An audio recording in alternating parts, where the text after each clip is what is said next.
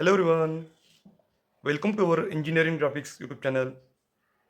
So friends, in this lecture, we are going to solve another problem based on development of lateral surface of solid. And the problem statement is draw development of lateral surface of square prism of base 40 mm and axis height is 70 mm if one of the base diagonal is parallel to vertical plane. तर मित्रांनो, ह्या प्रॉब्लेममध्ये आपल्याला condition दिलेली आहे. If one of the base diagonal is parallel to vertical plane. Now we know that याला म्हणता diagonal, आणि ह्या प्रॉब्लेममध्ये हा जो डायगोनल आहे तो व्हर्टिकल प्लेनला पॅरलल पाहिजे. तर मी जर एक्स वाय लाईन ही कन्सिडर केली आणि ह्या पद्धतीने जर टॉप व्ह्यू ड्रॉ केला तर ह्या केसमध्ये हा डायगोनल इन्क्लाइन होणार व्ही पी प्लेनला. तर त्यासाठी मला ह्या पद्धतीने टॉप व्ह्यू बनवावा लागेल. तर वन ऑफ द डायगोनल, जो एक डायगोनल असेल त्याचा, तो व्हर्टिकल प्लेनला पॅरलल होईल. तर ही फर्स्ट पोझिशन आहे, ही पोझिशन ह्या प्रॉब्लेमसाठी सुटेबल नाही. तर सेकंड पोझिशन जी आपण ड्रॉ केली आहे ती पोझिशन करेक्ट पोझिशन ह्या प्रॉब्लेमसाठी असणार. तर मित्रांनो, प्रॉब्लेमचं सोल्युशन खूप इझी आहे आणि डेव्हलपमेंटचे प्रॉब्लेम तर खूपच सिम्पल असतात.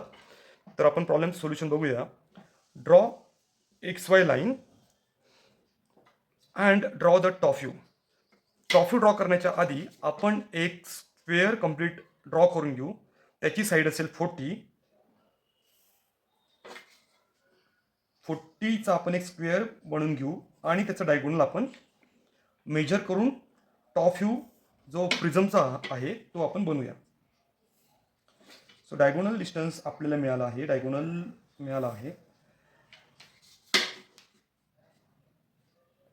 हा डायगोनल वर्टिकल प्लेनला पॅरलल आहे. So measure the diagonal distance. It is near about 57 mm. So draw the diagonal first. Or you can directly draw a horizontal line and measure diagonal distance in compass and mark another corner point. Also find the center distance, intersection of a diagonal distance. From this, draw the vertical diagonal. We have the half diagonal distance in a compass, and from this mark this diagonal distance in your compass. Now here आपल्याला किती corner मिळाले? 4 corner मिळाले. This is A, B, C and D. Join A B, join BC, join CD and join DA. तर तुम्ही बघू शकतात की perfect top view complete झालेला आहे. हा सेंटर असणार त्या प्रिझमचा.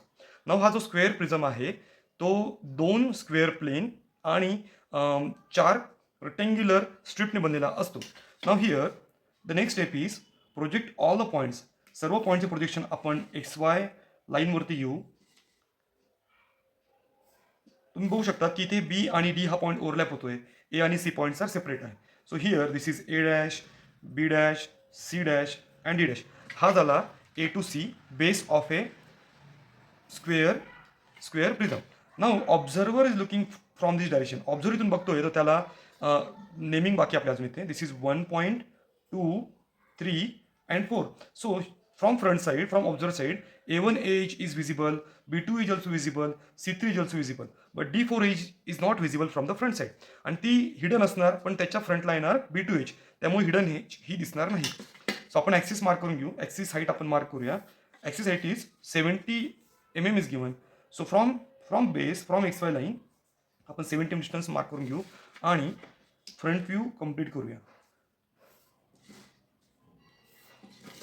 So here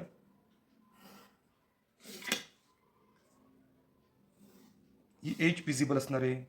centre age also visible आणि ही A1 एज सुद्धा आपल्याला समोरून दिसणार आहे. So this is 1 dash, 2 dash, 3 dash, 4 dash. आणि ह्या टॉपच्या वरती we can show the center line of that prism. Now this is the top view and this is the front view of a square prism. And we are satisfied our condition also. काय दिली condition? One of the base diagonal is parallel to vertical plane. So this is the correct front view and top view for this problem. त्यानंतर आता development draw करायची आहे.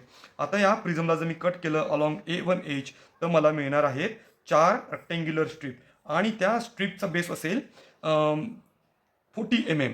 तर आपण ह्या C'3' एक लाईन ड्रॉ करू. ही लाईन असेल parallel to the C'3' edge and from 3' draw the horizontal line. This line is parallel to the XY line. Compass घ्या. कंपॉसमध्ये 40 mm डिस्टन्स घ्या आणि या पॉईंटपासून याला नाव असेल ए पासून ह्या XYचे 4 पार्ट्स करा. 1 2 3 and 4. Extend this y and this is a y. Now extend this top line also. From this end draw the vertical line. Similarly draw the another line for vertical line up to top edge line. सर्व edges dark करायचे आपल्याला या प्रॉब्लेमसाठी. All the edges are visible.